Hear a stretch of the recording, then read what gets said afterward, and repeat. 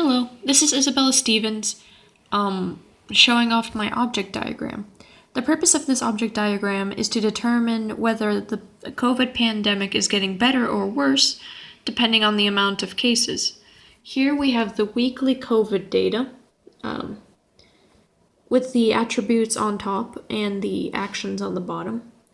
As you can see, we have the week country, population, the new cases, the quarantine imposed, deaths and recoveries, all in the attributes, while the count cases were all put in the actions.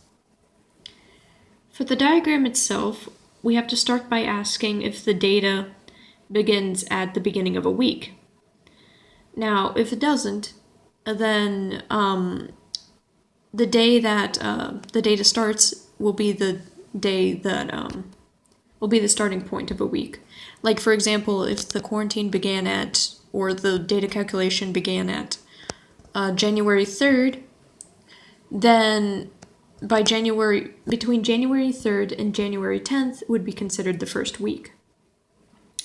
After that, we start from the first week and calculate the cases of COVID per 100,000 people for the first week. Secondly, we calculate the cases of COVID per 100,000 people for the second week.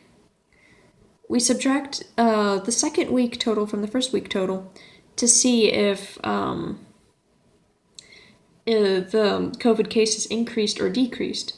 Now, if the calculation produced a negative number, it means that the COVID cases have actually risen from the first week to the second week. However, if it shows a positive number, it shows that the COVID cases have decreased.